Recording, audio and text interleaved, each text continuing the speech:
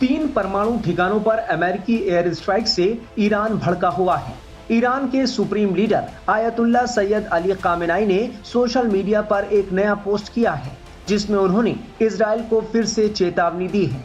फारसी भाषा में किए गए पोस्ट में आयतुल्ला अली खामेनेई ने वादा किया है कि इजराइल के खिलाफ सजा जारी रहेगी। उन्होंने आगे कहा कि ज़ायोनी दुश्मन ने एक बड़ी गलती की है, एक बड़ा जुर्म किया है, उसे सजा दी जानी चाहिए और उसे सजा दी जा रही है, उसे अभी सजा दी जा रही है। खामेनेई के इस पोस्ट के साथ जलती हुई इमारतों के बैकग्राउंड में डेविड के सितारे वाली एक जलती हुई खोपड़ी की तस्वीर भी थी।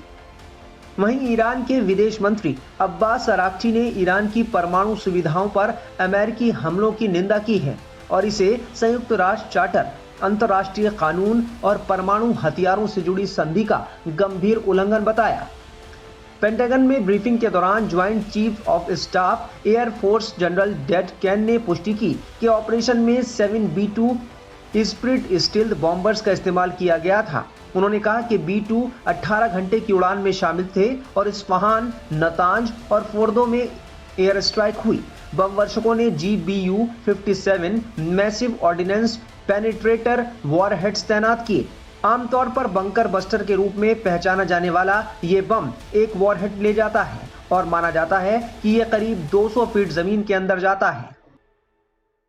21 जून की रात को अमेरिका ने जो ईरान के 3 न्यूक्लियर साइट्स के ऊपर हमला किया है, इससे जो अभी इजराइल और ईरान के बीच लड़ाई चल रही है उसमें एक नई दिशा आ गई है और लड़ाई भड़कने की जो है एक चांस बढ़ गई है, क्योंकि अमेरिका की डायरेक्ट इन्वॉल्वमेंट जो है वो शायद ईरान ही नहीं, कई और देश भी इसको बर्दाश्त ना करें।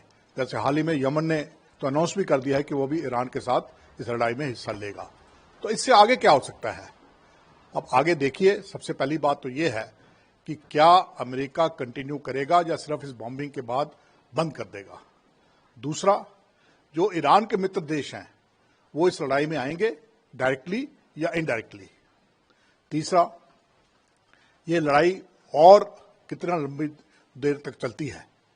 चौथा, अमेरिका के जो ठिकाने हैं, मिलिट्री ठिकाने हैं मिडल ईस्ट और यूरोप में, उनके ऊपर इसका क्या असर पड़ेगा। ये सारे सवालात हैं जिनका जवाब आपको धीरे धीरे मिलना शुरू होगा, क्योंकि ईरान ने तो साफ कह दिया है कि हम रिटेलिएट करेंगे, हम इसका जवाब देंगे। सबसे बड़ा नुकसान जो होने वाला है मुझे लगता है वो है ग्लोबल कम्युनिटी को, क्योंकि इससे एक तो अस्थिरता जो है वो बढ़ेगी और दूसरा जो तेल की कीमतें हैं वो आसमान छूने वाली हैं। सर, वही इससे क्योंकि मिडिल ईस्ट जो है जो सारी कंट्रीज है वहाँ देश, पूरा वर्ल्ड जो है डिपेंडेंट है उनके ऊपर ऑयल को लेके। तो अगर ये वॉर बढ़ता है और भी कंट्रीज इसमें ज्वाइन करती है तो कितना पूरा ग्लोबल एक प्रॉब्लम हो जाएगा। देखिए, जैसे मैंने कहा, तेल की कीमतें बढ़ने वाली हैं और अगर खुदा न खास्ता स्टेट ऑफ हॉर्मुज किसी कारणवश ईरान बंद कर देता है तो फिर तो ये कठिनाई बहुत ही ज्यादा बढ़ने वाली है। इसलिए पूरी दुनिया की नजरें इसी बात के ऊपर हैं कि लड़ाई जो है वो स्टेट ऑफ हॉर्मुज की तरफ ना जाए और ईरान उसको बंद ना करे। तो ये एक बड़ी बड़ी मुसीबत बढ़ने वाली है पूरी दुनिया के लिए, खासकर उन देशों के लिए जैसे भारत जैसे देश है जो कि अपना ऑयल इंपोर्ट करते हैं। सर, वहीं ट्रंप ने जो बोला है, एक तरह तो उन्होंने कहा है कि अब पीस होना चाहिए, लेकिन दूसरी तरफ उन्होंने कहा है कि और भी टारगेट्स है जिसको यूएस टारगेट कर सकता है। अभी तो हमने 3 ही दिए। यही तो मैं कह रहा हूं ना कि अमेरिका की नीति स्पष्ट नहीं है। प्रेसिडेंट ट्रंप ने पहले कहा कि हमें इस लड़ाई के साथ लेना देना नहीं है, उसके बाद उन्होंने कहा कि हम इजराइल का साथ देंगे, अब उन्होंने डायरेक्ट इंटरवेंशन कर दी है। तो अमेरिका और खासकर प्रेसिडेंट ट्रंप की जो पोजीशन है वो क्लियर नहीं है। और कल रात को जो अटैक हुए हैं उसके अंदर अमेरिका के अंदर एक डिवीजन हो गई है, डेमोक्रेटिक्स और रिपब्लिकन के बीच में, रिपब्लिकन्स के बीच के अंदर, रिपब्लिकन पार्टी के बीच में 2 गुट बन गए हैं, एक गुट जो चाहता था, दूसरा जो नहीं चाहता है। तो इस तरह से अमेरिकन पॉलिटिक्स के अंदर भी और अमेरिका की जो पॉलिसी है उसके ऊपर भी क्वेश्चन मार्क है। अमेरिका की ओर से ईरान के परमाणु ठिकानों पर हमलों के बाद इजरायली प्रधानमंत्री बेंजामिन नेतन्याहू ने अमेरिका का शुक्रिया अदा किया था। नेतन्याहू ने कहा था कि अमेरिका वास्तव में बेजोड़ है, इसने वो किया है जो धरती पर कोई दूसरा देश नहीं कर सकता। वहीं अमेरिकी हमले के बाद ईरान ने इजराइल पर हमले तेज कर दिए हैं। ईरान लगातार इजराइल पर मिसाइलें दाग रहा है। बेंजामिन नेतन्याहू ने कहा कि बड़ा बोल्ड डिसीजन है, उन्होंने वेलकम किया इसको। वो तो कहेंगे ही, क्योंकि उनका तो स्टेटेड एम ही इस लड़ाई का यही है कि ईरान की न्यूक्लियर फैसिलिटीज को तबाह करना है। तो उनकी तरफ से तो ये कहा जाए, जो शाबाश दी गई है अमेरिका को, वो दुरुस्त है। लेकिन ईरान ने जो कहा है वो भी चौंकाने वाली बात है। ईरान ने कहा है कि हमने वहां से पहले ही अपने जो वहां पे न्यूक्लियर हमारी एसेट्स थी हमने वहां से हटा ली थी, इसलिए वहां कोई नुकसान नहीं हुआ है। तो फिर फायदा क्या हुआ इस स्ट्राइक का?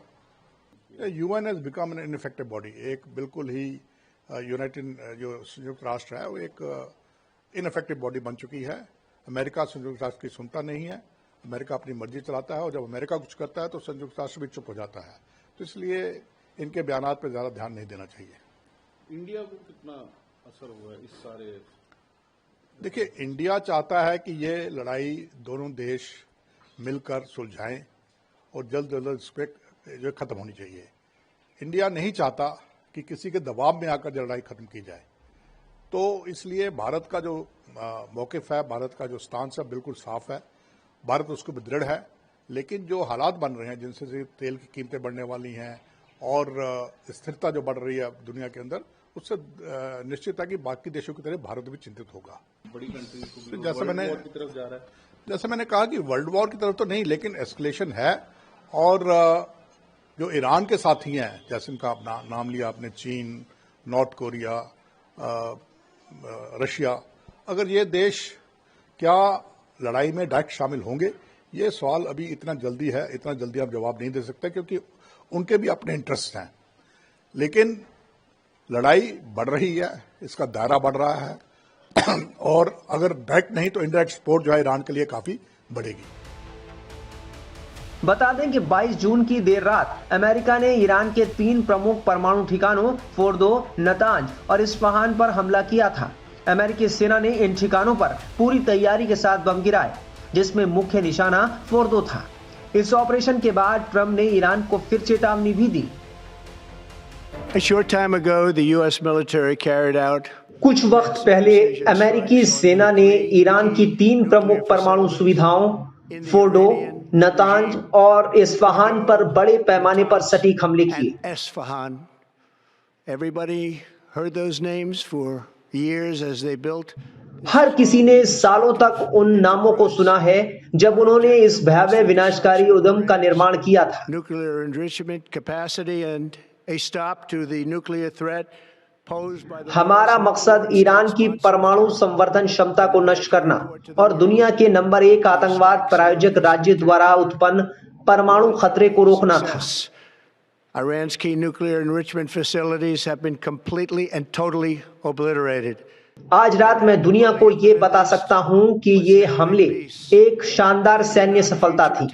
ईरान की प्रमुख परमाणु संवर्धन सुविधाएं पूर्णतः नष्ट कर दी गई हैं। Prime Minister Bibi Netanyahu, we worked as a team like perhaps no team has ever worked before. मध्य पूर्व के दबंग ईरान को अब शांति स्थापित करनी होगी। अगर वो ऐसा नहीं करते हैं तो भविष्य में हमले कहीं ज्यादा बड़े और बहुत आसान हो जाएंगे। The great American patriots who flew those magnificent machines tonight, and all of the United States military on an operation the likes of which the world has not seen in many, many decades.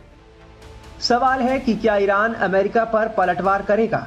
फिलहाल Iran के तेवर बता रहे हैं कि वो युद्ध रोकने के मूड में नहीं है, क्योंकि ईरान की ओर से इजराइल पर लगातार मिसाइल हमले जारी हैं।